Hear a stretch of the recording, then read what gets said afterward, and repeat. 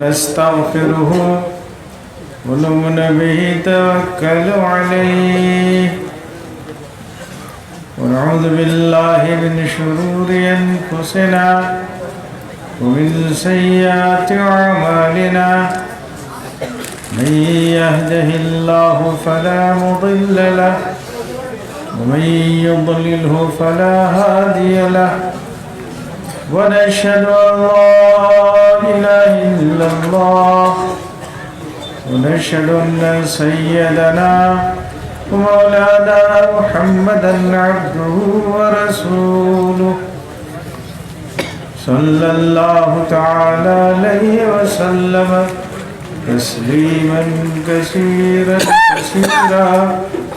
أما بعد فقد قال رسول الله صلى الله عليه وسلم طلب العلم فريضة على كل مسلم أو كما قال عليه الصلاة والسلام۔ حضرت امیر شریعت، علماء کرام اور میرے دینی بھائیوں، آج کی یہ مجلس بہت بابرکت ہے۔ جس مجلس میں علماء جمع ہو، نیک لوگ صلحاء کا اجتماع ہو، وہاں دین کی باتیں ہوں، اس مجلس کے بابرکت ہونے میں کوئی شبہ نہیں۔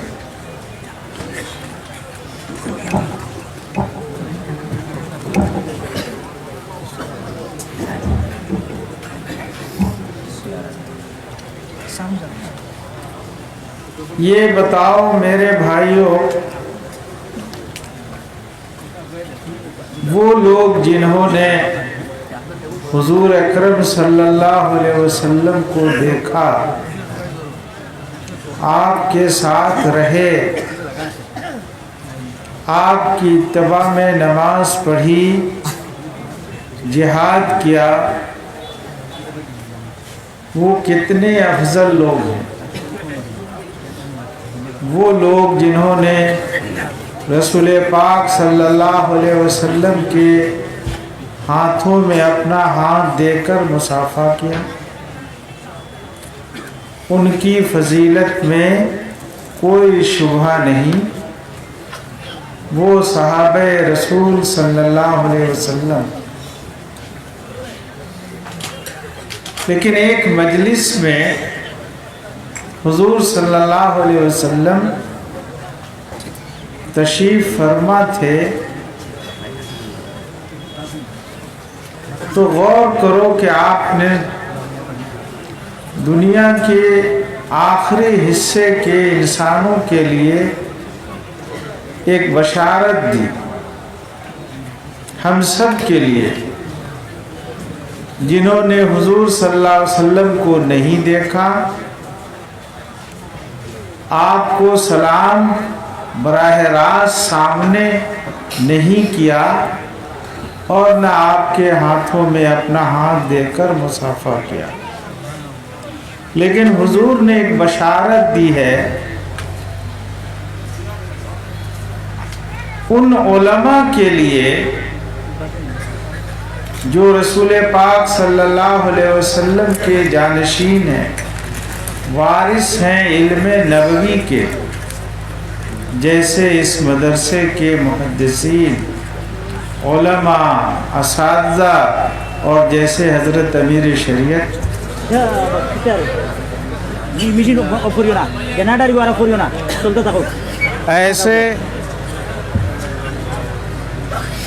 ایسے علماء جو حقیقت میں قرآن اور حدیث کے علم والے ہیں، اگر ان سے کوئی سلام کر کے مصافحہ کرے تو اس کا مرتبہ کیا ہوگا؟ حضور صلی اللہ علیہ وسلم نے خوب یاد رکھیے گا، ایک حدیث میں ارشاد فرمایا، من صافح العلماء صافحنی، کہ جس نے قیامت تک میری امت کے جتنے بھی علماء آئیں گے، علماء سے جس نے مصافحہ کیا، اس نے، حضور فرماتے ہیں، اس نے گویا کہ مجھ سے مصافحہ کیا۔ یہ حدیث مسلسل کہلاتی ہے، اور حضور نے اس حدیث کو بیان کیا تو وہاں جتنے لوگ تھے اتفاق سے وہاں کھجوریں آئی تھی، تو حضور نے سب کو کھجور بھی دی۔ آج بھی مشائخ کا معمول ہے، ہمارے شیخ حضرت مولانا حکیم الاسلام قاری محمد طیب صاحب رحمۃ اللہ علیہ نے اس حدیث کو پڑھ کر جب اس کی سند دی تو ساتھ ساتھ مصافحہ بھی کیا اور کھجور بھی دیا۔ تو علماء کا مرتبہ کیا ہے؟ جس نے ایسے عالم ربانی سے مصافحہ کیا، اس نے گویا کہ رسول پاک صلی اللہ علیہ وسلم سے مصافحہ کیا۔ مصافحہ ایمان والے جب آپس میں کرتے ہیں تو نیکیاں ملتی ہیں اور ان کے گناہ معاف ہوتے ہیں۔ اس لیے کثرت سے آپ سلام بھی کیجئے، گھر میں بھی سلام کیجئے۔ جب بھی گھر میں کوئی داخل ہو، اپنے گھر والوں کو سلام کرے۔ آپ گھر میں جائیں تو اپنے بچوں سے بھی مصافحہ کریں۔ مصافحہ کا جو مسنون طریقہ ہے وہ دونوں ہاتھ سے افضل طریقہ ہے مصافحہ کرنا۔ اگر گھر میں سلام کرنے کو معمول آپ بنائیں گے تو گھر میں امن اور سلامتی نازل ہوگی۔ سلام کا مفہوم ہر شخص کو اس کے معنی کو سمجھنا چاہیے۔ یہ سب سے بڑی دعا ہے جو ہر بھائی ایک دوسرے کو ہر وقت دیتا ہے۔ امن و سلامتی، جس میں زندگی کی بھی سلامتی ہے، خطرات اور چیزوں سے حفاظت کی سلامتی ہے، گناہوں سے حفاظت کی سلامتی ہے۔ السلام علیکم جب کہتا ہے کوئی تو دعا دیتا ہے کہ آپ کو اللہ کی طرف سے سلامتی نصیب ہو۔ سلامتی کے بعد سب سے بڑی چیز ہے اللہ کی رحمت۔ اگر اللہ کی رحمت نصیب نہ ہو تو اس دنیا کی کوئی مخلوق، کوئی انسان ایک لمحہ بھی زندہ نہ رہ سکے، اس لیے کہ جو کچھ ہمیں میسر ہے اس دنیا میں اس رب العالمین کی رحمت کی وجہ سے ہے۔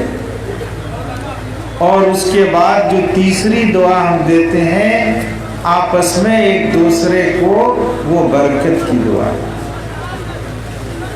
اس لیے ہر شخص اپنے دل سے ایک بھائی دوسرے بھائی کو امن و سلامتی کی دعا دے، اللہ کی رحمت نازل ہو اس کی دعا دے، اور اللہ کی طرف سے برکتیں ہر طرح کی دنیا اور آخرت کی نصیب ہوں اس کی دعا دے۔ جب یہ دعا آپ دیں گے ایک دوسرے کو تو پورا سماج امن سے، سلامتی سے، اللہ کی رحمت سے اور برکت سے بھر جائے۔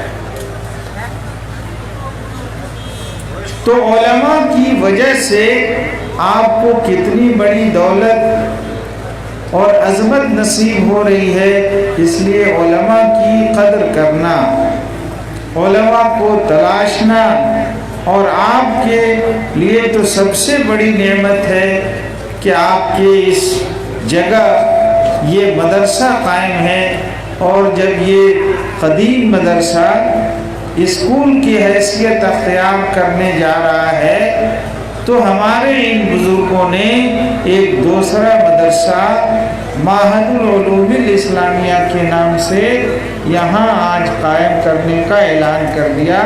और इंशाअल्लाह जैसे हदीस के असबाब आज हो रहे हैं, आइंदा भी इस माहदुल उलूम के मातहत हमारे ये उलमा और मुहद्दिसीन हदीस के, कुरान के और फ़िक़्ह के असबाब पढ़ाते रहेंगे और यहाँ से उलमा तैयार होते रहेंगे।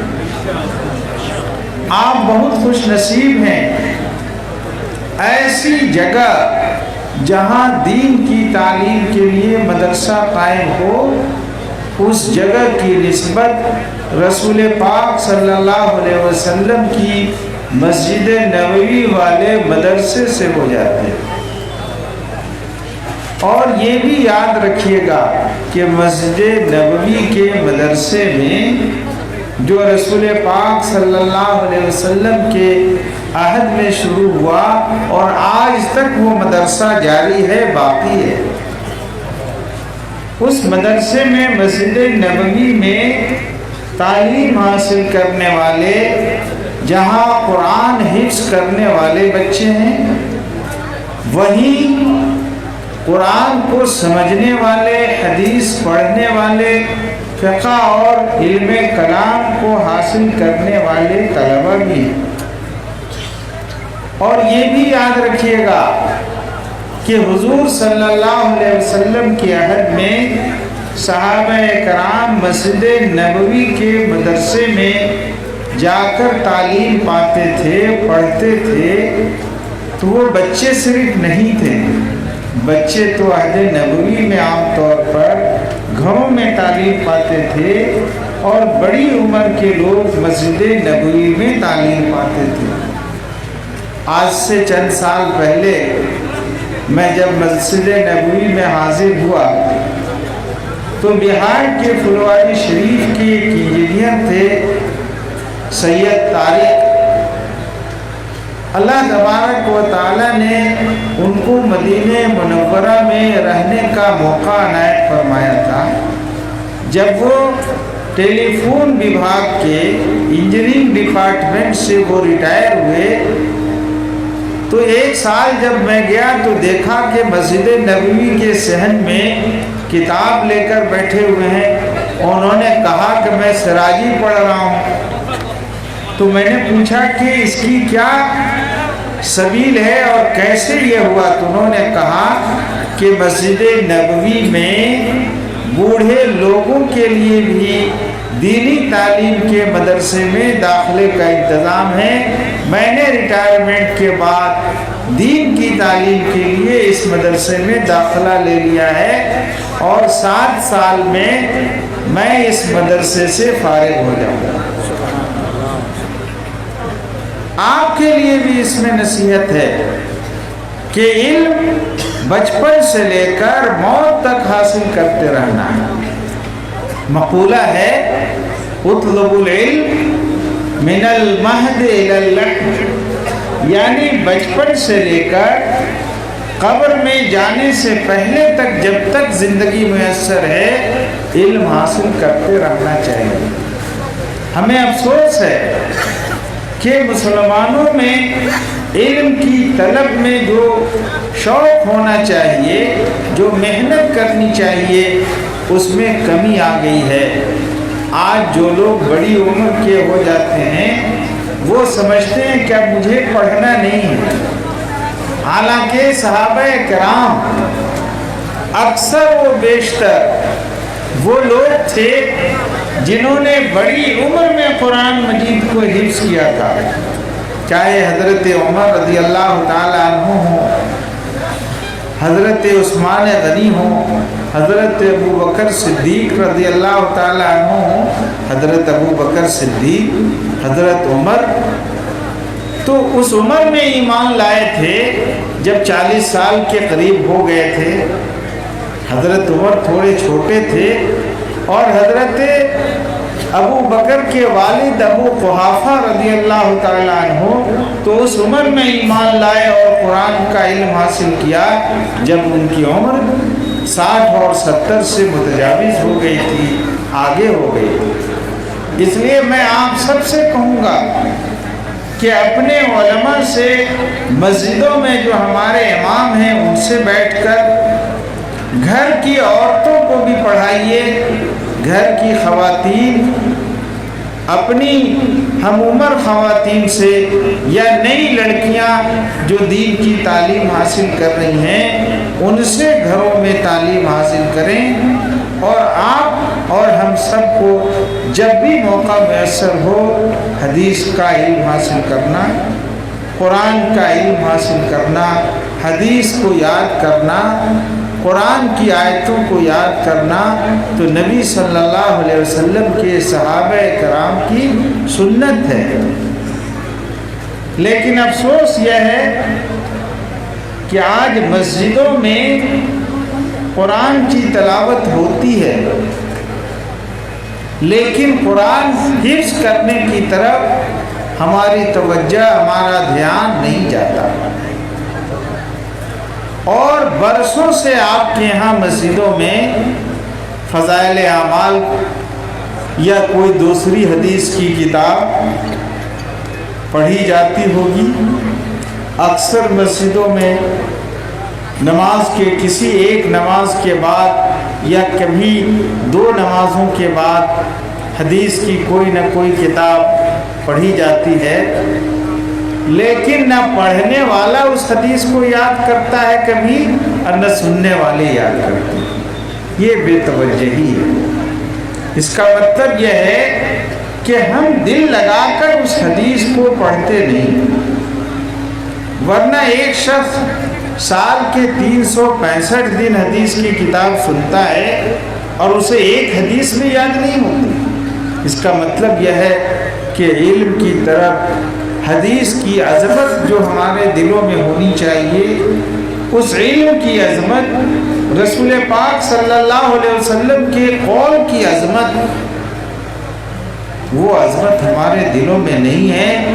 اس لیے آپ اپنے طریقے کو بدلیے اور حدیث یا قرآن کی کہیں بھی کوئی مجلس ہو، دینی اور علمی مجلس، وہاں بیٹھیے تو کچھ سیکھنے کی نیت کیجیے، یاد کرنے کی نیت کیجیے۔ اللہ تبارک و تعالیٰ نے آج کی اس مجلس میں علماء و مشائخ کی زبان سے حدیث کی کچھ باتوں کو سننے کا آپ سب کو موقع دیا ہے۔ آج بھی ہمیں اس کو یاد کرنے کی کوشش کرنی چاہیے۔ علماء کی عظمت رسول پاک صلی اللہ علیہ وسلم کے نزدیک یا اللہ تبارک و تعالیٰ کے نزدیک کیا ہے؟ رسول پاک صلی اللہ علیہ وسلم نے حدیث میں واضح کر دیا ہے کہ میری وراثت مال نہیں ہے۔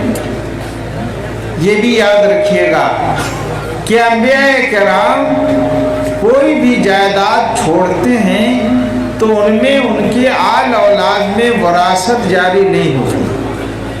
حضور صلی اللہ علیہ وسلم نے واضح فرما دیا تھا کہ میری وراثت جس طرح دیگر نبیوں کی وراثت مال میں جاری نہیں ہوئی، اسی طرح میری وراثت میں جو بھی مال ہوگا وہ عام مسلمانوں کے لیے ہوگا، اس میں کسی خاص فرد کے لیے جو حضور کے خاندان کا تھا اس کو وراثت حضور نے نہیں اس میں سے باقی رکھی۔ آپ کی وراثت کیا ہے؟ یہ علم ہے۔ حضور صلی اللہ علیہ وسلم کی وراثت کیا ہے؟ حدیث ہے، قرآن کا علم ہے۔ اس لیے جو شخص بھی ایک حدیث یاد کر لے گا، قرآن کی آیتیں یاد کر لے گا، وہ حضور صلی اللہ علیہ وسلم کی وراثت کا حقدار ہو جائے گا۔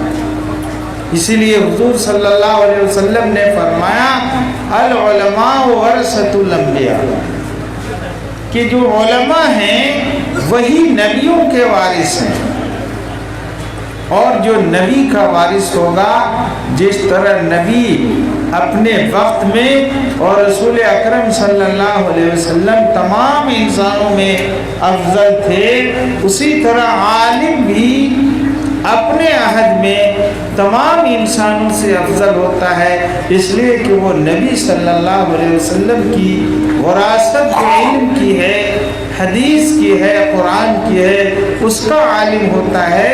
اس لیے اس وراثت کے حامل ہونے کی وجہ سے، اس وراثت کو اٹھانے کی وجہ سے وہ تمام لوگوں میں افضل ہوتا ہے۔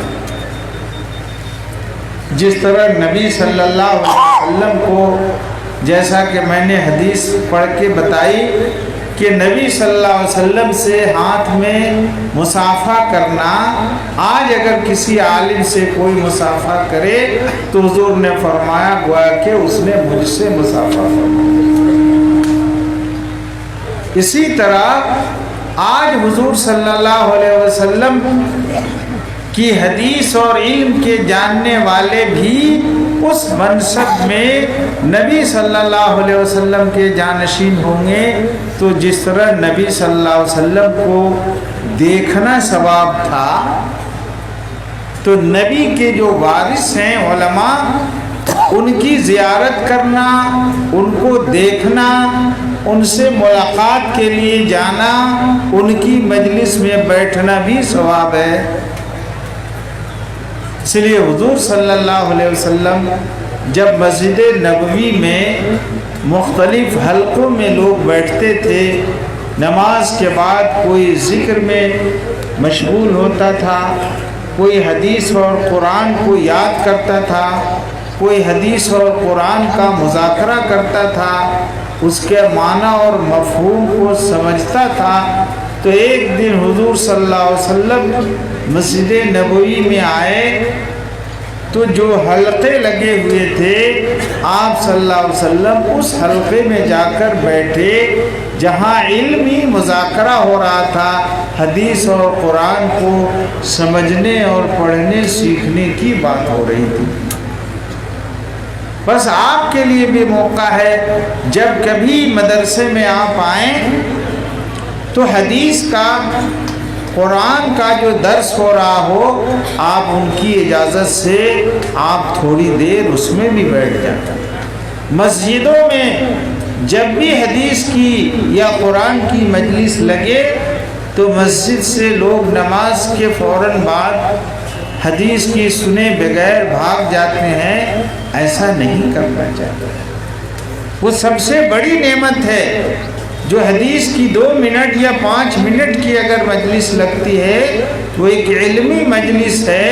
اس علمی مجلس میں آپ چند منٹ بیٹھیں اور اس نیت سے بیٹھیں کہ حضور صلی اللہ علیہ وسلم بھی علمی مجلس میں بیٹھتے تھے، صحابہ کرام بیٹھتے تھے اور علم کو حاصل کرتے تھے۔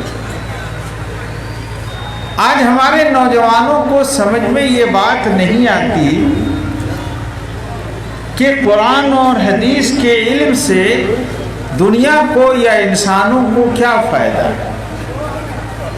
جب تک کوئی نعمت سامنے رہتی ہے تو اس نعمت کی عظمت اور اہمیت کا صحیح اندازہ نہیں ہوتا۔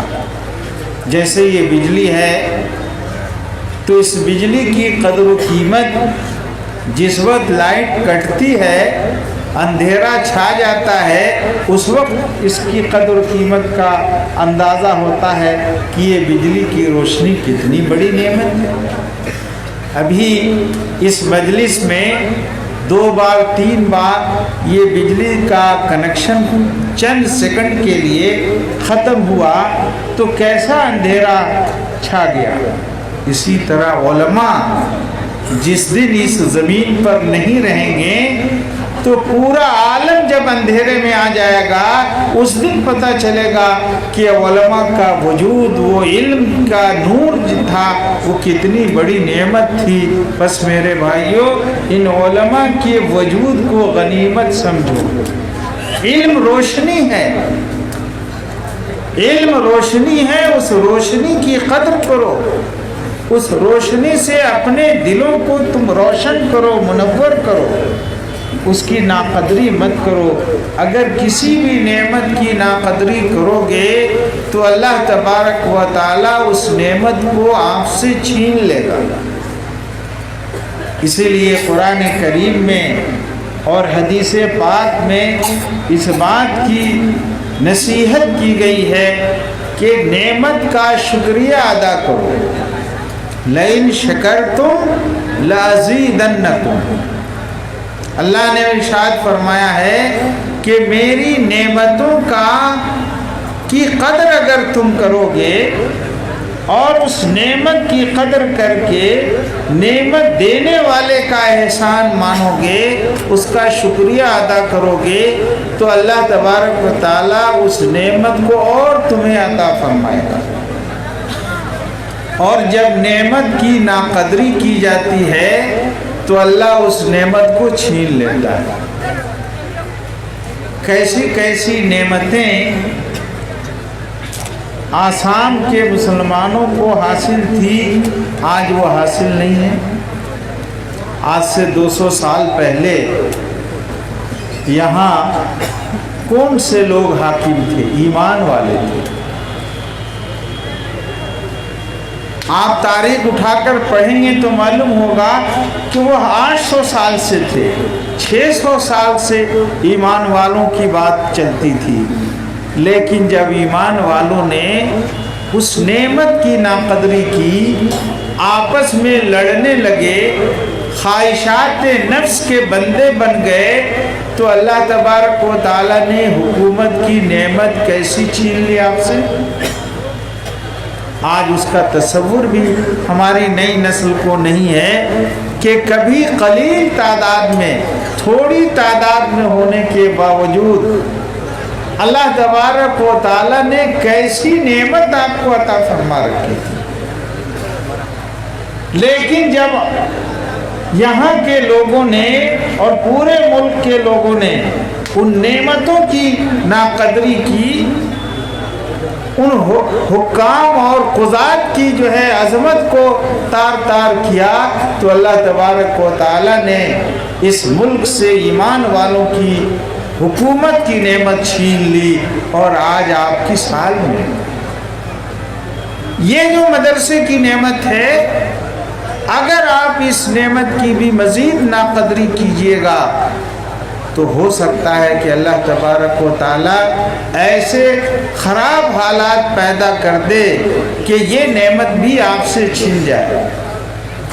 یہ جو مدرسے پہلے سے ہیں، آج وہ ہائی اسکول کی شکل میں اگر بدل رہے ہیں تو اس کی جو دیگر وجوہات اسباب ہیں، ان میں ایک وجہ یہ بھی ہے کہ ہمارے لوگ دین کے علم کی نعمت کی قدر جو ان کے دل میں ہونی چاہیے اس کی ناقدری کرنے لگے تھے. آج ہمارے نوجوان جو اسکولوں کے پڑھے ہوئے ہیں، جو انجینئر بن جاتے ہیں، جو ڈاکٹری کے علم سے آراستہ ہو جاتے ہیں، وہ غور نہیں کرتے، وہ سوچتے نہیں کہ مدرسوں کی وجہ سے اللہ تبارک و تعالیٰ اس دنیا میں کیسی امن کی، اطمینان کی، ایمان کی فضا پیدا کر کے کیسی اللہ اپنی رحمت کو عام کیے ہوا ہے. اگر آپ علماء پر تنقید کریں گے، علماء کا مذاق اڑائیں گے، علماء اور مدرسے کی ناقدری کریں گے، تو اللہ تبارک و تعالیٰ ایک دن ایسا نہ آئے کہ جیسے اس مدرسے کی صفت کے بجائے ہائی اسکول سرکار نے، موجودہ سرکار نے ظلماً حکم دے کر بدل دیا اور مدرسے دین کی تعلیم دینے سے میں رکاوٹ پیدا کر دی. آپ کو ابھی بھی جو موقع ملا ہے، اور ہمارے ان بزرگوں نے معہد العلوم الاسلامیہ کے نام سے جس ادارہ کے قیام کا اعلان کیا ہے، اس کی پوری نصرت کرنی ہے، مدد کرنی ہے، مال سے بھی، روپے سے بھی، جان سے بھی، وقت سے بھی. اپنے بچوں کو، اپنی اولاد کو مدرسے کی تعلیم دینے کے لیے بھیجنا ہے. ایسا نہیں ہو کہ صرف آپ پیسہ دے دیں اور اپنے بچوں کو دین کی تعلیم نہ دیں، یہ بھی ناقدری ہے. اس لیے اس ناقدری کی ہرگز آپ شکار نہ ہو، ورنہ اللہ کی طرف سے یہ نعمت آپ سے چھن جائے گی۔ اللہ کی جو نعمتیں ہیں بے شمار ہیں، اگر آپ اللہ کی نعمتوں کو شمار کرنا چاہیں، گنتی کرنا چاہیں، تو اللہ نے کہا کہ کوئی انسان اور دنیا کے سارے انسان مل کے اللہ کی نعمتوں کی گنتی کرنا چاہیں تو گن نہیں سکتے۔ اس لیے مطلقاً ہم سب کو اللہ کا شکریہ ادا کرنا ہے، اور شکریہ کا سب سے اچھا کلمہ الحمدللہ ہے۔ کیا کہنا ہے؟ الحمدللہ۔ ہر وقت اللہ کی حمد بیان کرنا ہے، یہی اللہ کی نعمتوں کا شکریہ ہے۔ اسی لیے کھانا کھاتے ہو تو کھانے کے بعد کی جو دعا ہے اس میں بھی الحمدللہ، الحمدللہ الذی اطعمنا وسقانا وجعلنا من المسلمین۔ اے رب، آپ ہی کی خوبی ہے، آپ ہی کی تعریف ہے، آپ ہی کا شکر ہے کہ آپ نے یہ کھانا ہمیں دیا، کھانے کی قدرت دی، اس لائق بنایا کہ ہمارے ہاتھوں سے ہمارے منہ تک غذا جا رہی ہے۔ اگر میرے ہاتھوں میں فالج ہوتا، میرے منہ پہ فالج ہوتا تو ہم کھانا نہیں کھا سکتے تھے۔ اگر یہ وقت 2 وقت کی روٹی ہمیں میسر نہیں ہوتی تو ہاتھوں کے صحیح اور منہ کے صحیح سالم ہونے کے باوجود ہم یہ روٹی نہیں لے سکتے تھے۔ اس لیے ہر وقت اس مالک کا شکر ادا کرنا ہے۔ جتنے بھی نئی نسل کے لوگ ہیں وہ مدرسوں کی مدد کو اپنے اوپر لازم کر لیں۔ جو پیسے والے لوگ ہیں، جو دانشمند ہیں، جو انٹلیکچوئل ہیں، جو سیاستداں ہیں، جو انجینئر ہیں، ڈاکٹر ہیں، سماجی کارکن ہیں، کسان ہیں، جو کھیتوں کو سے غلہ پیدا کرتے ہیں، سارے لوگ مل کر یہ دل میں تہیہ کر لیجئے کہ ہمیں اس مدرسے کی مدد کرنی ہے۔ انشاءاللہ آپ سب کریں گے؟ اگر کریں گے تو یاد رکھیے گا یہ اللہ کی مدد ہوگی، اس لیے کہ مدرسے میں اللہ کا کلام پڑھایا جاتا ہے، اللہ کے رسول صلی اللہ علیہ وسلم کا کلام پڑھایا جاتا ہے۔ دنیا میں جو بے راہ روی ہے، اس بے راہ روی کو دور کرنے کا کام یہی علماء کریں گے۔ دین کے جانکار لوگ ہی کر سکتے ہیں۔ اگر یہ علم نہیں حاصل ہوگا، یہ مدرسے نہیں رہیں گے، تو پھر اس امت کی اصلاح اور عالم انسانیت کی اصلاح، دنیا والوں کی اصلاح نہیں ہو سکتی۔ ہم اللہ نے ہمیں جو دین دیا، اسلام کا دین، یہ سارے عالم کے لیے ہے، لیکن نہیں جاننے کی وجہ سے ہم سمجھتے ہیں اور لوگوں کو بھی ہم سمجھا نہیں پاتے ہیں کہ یہ دین تمہارے لیے بھی ہے۔ آج کل سوشل میڈیا پر بعض جگہوں پر یہ بات آتی ہے کہ اذان کے الفاظ سے لوگوں کو تکلیف ہوتی ہے کہ بہت تیز سے اذان کی آواز آ رہی ہے۔ غیر مسلم لوگ یہ کہتے ہیں، ان کو بتانے کی ضرورت ہے کہ بھائی اللہ اکبر کا معنی کیا ہے؟ ایشور بڑا ہے، گاڈ بڑا ہے۔ بتاؤ دنیا کے کس مذہب کی تعلیم یہ نہیں ہے کہ اللہ بڑا ہے؟ اگر آپ جانیں گے کہ اذان کا معنی کیا ہے، اذان کے الفاظ کا، تب نہ لوگوں کو بتائیں گے۔ اذان کے الفاظ سب سے بڑی دعوت ہے۔ اگر آپ اس وقت کسی بھی کٹر سے کٹر شخص کو، کوئی بھی مذہب کا ہو، اس سے پوچھیں گے کہ تمہارے مذہب میں جو گاڈ ہیں، جو ایشور ہیں، وہ بڑے ہیں یا چھوٹے ہیں؟ ظاہر ہے وہ کہے گا کہ ایشور سب سے بڑا ہے، تو آپ بتائیں گے یہی بات تو تم نہیں بولتے ہو، اور ہم اذان کے الفاظ میں روزانہ 5 بار بولتے ہیں کہ اللہ اکبر اللہ اکبر، اللہ ہی بڑا ہے، اللہ ہی بڑا ہے۔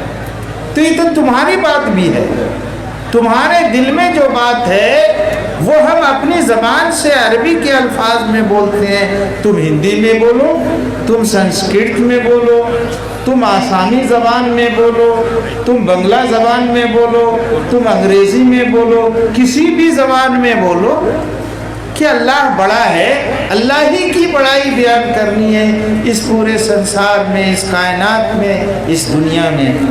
اور ہم کیا کہتے ہیں اذان میں؟ حی علی الصلاۃ۔ ہم یہ کہتے ہیں اللہ لا الہ الا اللہ، اللہ ایک ہے۔ بتاؤ سارے مذہب والے تو یہی بولتے ہیں، لیکن تمہاری غفلت ہے کہ اللہ کو ایک ماننے کے باوجود تم دوسروں کو بھی اس کے ساتھ عبادت میں شریک کرتے ہو، کبھی پتھروں کی پوجا کرتے ہو، کبھی درختوں کی پوجا کرتے ہو، ڈائریکٹ اسی ایک اللہ کی پوجا کیوں نہیں کرتے ہو؟ یہی تو اسلام مذہب کہتا ہے۔ ہم کہتے ہیں کہ نبی صلی اللہ علیہ وسلم اللہ کے آخری رسول ہے، تم نبی صلی اللہ علیہ وسلم نے جو کچھ دین لایا ہے، دیا ہے، اس کو پڑھو تو، قرآن سمجھو تو، حدیث کو دے کر انہیں سمجھائیے کہ دیکھو اس حدیث میں انسانوں کے لیے کیا ہے۔ اور ہم کہتے ہیں حی علی الصلاۃ، آؤ نماز کے لیے، اس میں کس کو اعتراض ہے؟ بھئی دنیا کا کون مذہب ہے جو اپنے طریقے عبادت کے لیے اپنے مذہب والوں کو نہیں کہتا ہے کہ یہ عبادت کرو تم؟ یہی بات تو ہم اذان میں کہتے ہیں کہ آؤ عبادت کے لیے، تم اپنے عبادت کے طریقے پر اپنے لوگوں کو نہیں بلاتے ہو تو یہ تمہاری کمزوری ہے نا۔ پھر ہم کہتے ہیں حی علی الفلاح، بھئی کامیابی تو اس عبادت میں ہے، نماز میں ہے، لیکن کیا نماز والی کامیابی کے لیے آپ بھی متوجہ ہیں؟ آپ جانتے ہیں کہ نماز میں کامیابی ہے؟ نہیں جانتے۔ اگر جانتے تو ہر شخص 5 وقت کی نماز مسجد میں حاضر ہو کر پڑھتا۔ ہم نہیں سمجھتے ہیں کہ نماز میں کامیابی ہے، یہ کامیابی اس دنیا میں بھی ہے، صحت کے لحاظ سے بھی کامیابی ہے، اللہ سے مانگنے کے لحاظ سے بھی کامیابی ہے۔ نماز کی دعائیں تو اللہ سے مانگنے والی دعائیں ہیں، اللہ سے قریب آدمی ہوتا ہے نماز میں، چاہے وہ کھڑا رہے تو، سجدے میں جائے تو، یا رکوع میں جائے تو۔ اس لیے نماز میں کامیابی ہے۔ آپ کو اس بات کو نہ صرف آپ کو سمجھنا ہے، اپنی اولاد کو بھی آپ سمجھائیے، گھروں میں سمجھائیے کہ نماز میں کامیابی ہے۔ اس لیے کوئی بھی شخص کسی ایک وقت کی بھی نماز کو نہ چھوڑے۔ اور کامیابی ہم غیر مسلموں کو بھی یہی کہیں گے کہ بھائی ٹھیک ہے تم میری طریقے عبادت پر نہیں آتے ہو تو کم از کم تمہارا دین جو عبادت کے لیے اللہ سے مانگنے کے لیے کرتا ہے تم بھی تو مانگو اس خدا سے۔ تم اس کے ساتھ ساتھ یہ بھی مانگ لو کہ تمہیں اللہ جو ہے وہ ایشور صحیح راستہ عطا فرما دے، اس لیے کہ ہم لوگ تو ہر وقت ہر نماز میں یہ کہتے ہیں کہ ہمیں صحیح راستہ اے خدا عطا فرما۔ تو اگر آپ سمجھیں گے اذان کو، نماز کو، تو دنیا کے لوگوں کو، اس ملک کے لوگوں کو آپ سمجھائیں گے، ہر مدرسے کے لڑکے کو، ہر اسکول کے بچے اور بچی کو اذان کے مفہوم کو، درود شریف کے کلمے کے مفہوم کو، الحمدللہ والی سورہ فاتحہ کے مفہوم کو، اور سورہ اخلاص قل هو اللہ احد کے مفہوم کو یاد کر لینا چاہیے۔ قل هو اللہ احد جو سورہ اخلاص ہے، اس کو ایک قرآن کا تہائی حصہ عظمت کے اعتبار سے، ثواب کے اعتبار سے کہا گیا ہے؟ جانتے ہیں کیوں؟ اس لیے کہ سورہ اخلاص میں قل هو اللہ احد میں اللہ کی جس طرح تعریف چھوٹے سے جملے میں کی گئی ہے، ویسی تعریف کہیں اور نہیں۔ حضرت مولانا عطا اللہ شاہ بخاری رحمت اللہ علیہ آزادی کے زمانے میں انہوں نے یا کسی اور عالم نے یہ واقعہ بیان کیا ہے کہ جب وہ جیل میں تھے، غالباً شاہ عطا اللہ بخاری ہی نے، تو وہاں ایک پنڈت، بڑے پنڈت بھی تھے، ان کے ویدوں میں بھی خدا کی وحدانیت اور وہ ہر چیز سے بے نیاز ہے اور ساری کائنات اس کی محتاج ہے، اس کو بیان کیا گیا ہے۔ تو سورہ اخلاص میں اللہ الصمد کا جو مفہوم ہے، وہ اگر کوئی کہے کہ اللہ بے نیاز ہے ہر چیز سے، تو صحیح مفہوم ادا نہیں ہوگا۔ نہیں، اللہ بے نیاز ہے اور ساری مخلوق اس کی محتاج ہے، یہ اس کا صحیح مفہوم ہوا صمد کا۔ اس پنڈت نے کہا شاہ عطا اللہ صاحب بخاری سے کہ کیا اس کا مطلب میں بتاؤں؟ کیا تم اس کو برداشت کرو گے؟ اس نے ایسے انداز میں، شاہ عطا اللہ بخاری کہتے ہیں کہ اللہ الصمد کا مفہوم بیان کیا ان الفاظ میں اسی بات کو کہ وہ ہر ساری سنسار سے، ہر چیز سے وہ بے نیاز ہے اور ساری سنسار، ہر انسان، ہر مخلوق اس کی محتاج ہے۔ شاہ عطا اللہ بخاری امیر شریعت تھے، وہ کہتے ہیں کہ اس کا بیان کرنا تھا کہ مجھ پر اس کا ایسا اثر طاری ہوا کہ مجھے بھی ہوش نہیں رہا۔ تو یہ ہوتا ہے اللہ کی عظمت کو بیان کرنے کا۔ آپ سمجھیں گے، یہ ہمارے نوجوان سمجھیں گے، یہ ڈاکٹر انجینئر کو بھی ہم سمجھائیں گے، وہ سمجھیں گے تب نا، جس طبقے سے ان کا تعلق ہے اس طبقے میں اس کو بیان کریں گے۔ بس ہے میرے عزیزوں، اے میرے بھائیوں، آپ قرآن کو خود سمجھنے کی کوشش کیجئے، ان علماء سے حاصل کیجئے۔ صرف سورہ فاتحہ اور سورہ اخلاص کے مفہوم کو تم حاصل کر لو گے اور وہ دنیا والوں کو بتاؤ گے، اسی سے دنیا والوں کی کو ہدایت ملے گی۔ اور یہ جو نفرت کا ماحول ہے اس وقت، وہ نفرت کا ماحول محبت میں بدلے گا۔ لیکن آپ خود بھی تو تیار ہوں کہ ہم نفرت کو بدلیں گے، لیکن کیسے آپ بدلیے گا؟ آپ تو خود ہی آپس میں نفرت کرتے ہیں۔ ہم لوگ یہ سمجھتے ہیں کہ ہندو مسلمانوں سے نفرت کرتا ہے، کرتا ہوگا، لیکن ہم تو یہ دیکھ رہے ہیں کہ آپ خود ہی اپنے بھائیوں سے نفرت کرتے ہیں۔ ایک بھائی دوسرے بھائی کے ساتھ بیٹھتا نہیں ہے، اس کے یہاں تقریبات میں نہیں جاتا ہے، خوشی کے موقع پر اس کو مبارکباد نہیں دیتا ہے، غمی کے موقع پر جا کر اس کو دلاسا نہیں دیتا ہے، اگر اس کو قرض کی ضرورت ہوتی ہے تو قرض نہیں دیتا، مدد کی ضرورت ہوتی ہے تو مدد سے ہاتھ پیچھے کرتا ہے۔ تو نفرت تو پہلے آپ اپنی دور کیجئے، تب نہ دنیا والوں کو آپ کہیے گا کہ دنیا والوں تم اپنے درمیان سے اپنی نفرت کو دور کرو۔ بس میرے بھائیوں، اپنے عمل کو آپ درست کرو، اور درستگی کا جو صحیح طریقہ ہے یہ ہمارے علماء ہیں، ان سے اپنے کاموں کے بارے میں مشورہ لینا چاہیے، دین کے بارے میں۔ میں نہیں کہتا کہ دنیا کے بارے میں لیجئے، اس لیے کہ ایک ڈاکٹر علماء سے تو دین کے اور صحیح صراط مستقیم پر چلنے ہی کے بارے میں مشورہ لے سکتا ہے، وہ دواؤں کے بارے میں تو مشورہ نہیں لے گا۔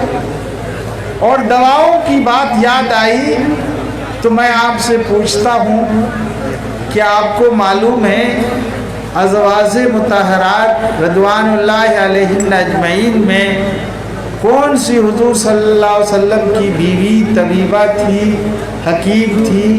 क्या किसी को इल्म है?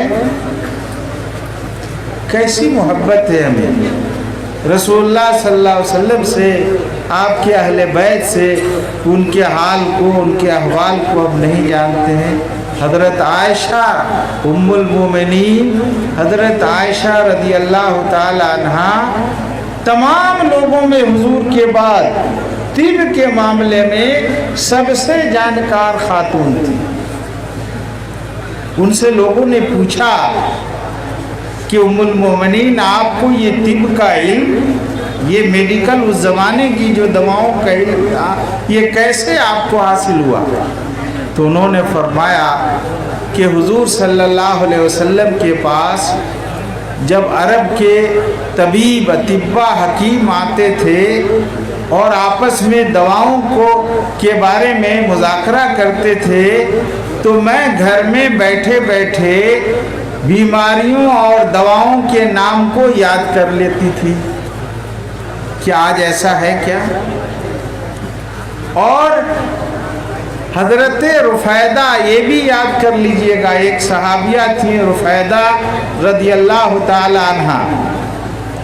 वो सहाबा के अहद में, हुजूर के ज़माने में ज़ख्म के इलाज में मर्दों से भी फायक थी। हुजूर सल्लल्लाहु अलैहि वसल्लम के साथ 7 मरतबा ग़ज़वात में, जंगों में ख़वातीन की टीम के साथ शरीक हुई थी।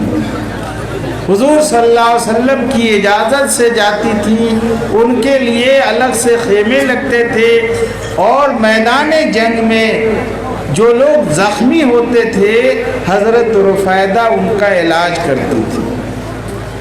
हज़रत उबादा बिन सामित जो बड़े सहाबी थे मदीना के, उनको जब ज़ख्म लगा तो हुजूर सल्लल्लाहु अलैहि वसल्लम ने उनके ज़ख्म के इलाज के लिए मस्जिद नबवी का बाहर का हिस्सा जो खुला हुआ था, वहाँ खेमा लगवाया और दूसरा खेमा कुछ दूर पर सहाबिया हज़रत रुफैदा रज़ी अल्लाह ताला अन्हा के लिए भी लगवाया, ताकि वो रोज़ाना देखभाल उनकी वही कर सकती थी उस ज़ख्म के इलाज में, तो उनके लिए कराया। कि आज हमारी औरतों के लिए, हमारे घरों में हमारी लड़कियों के लिए दीन की तालीम और तबाबत की और ज़रूरियात दुनिया की तालीम हासिल करने के लिए नबी सल्लल्लाहु अलैहि वसल्लम की उम्महातुल मोमिनीन में ज़ौजे मोहतरमा हज़रत आयशा सिद्दीक़ा रज़ी अल्लाह ताला अन्हा मिसाल हैं, नमूना हैं। सहाबिया में हज़रत रुफैदा रज़ी अल्लाह ताला अन्हा मिसाल और नमूना है। मैं अपनी बात को अब मुख्तसर करके ख़त्म करते हुए अर्ज़ करूँगा कि मुबारकबाद हैं हमारे वो उलमा जिन्होंने सही बुखारी और हदीस की दूसरी किताबों को पढ़ लिया। आज उनके सरों पर दस्तार बांधी जा रही है और उनको सनद दी जाएगी। दरसे बुखारी का इख्तिताम का ये इजलास हम उनको, उनके वालिदैन को और आप सबको मुबारकबाद देते हैं कि आपके ताउन से ये मदरसे चल रहे हैं और अल्हम्दुलिल्लाह इन मदरसों में सही बुखारी पढ़ने वाले हमारे उलमा हैं और उन्होंने उसको मुकम्मल किया है और आज उसका ये इजलास है। मैं इसी के साथ अपनी बात को अब ख़त्म करते हुए आप सबका, हज़रत अमीर शरीयत का शुक्रिया अदा करता हूँ कि आप लोगों की मोहब्बत को हासिल करने का और इस मुबारक मजलिस में हाजिर होकर कुछ कहने का और अपने उलमा से कुछ इस्तिफ़ादा करने का, हासिल करने का मौका मिला। व आखिर दावाना अल्हम्दुलिल्लाहि रब्बिल आलमीन।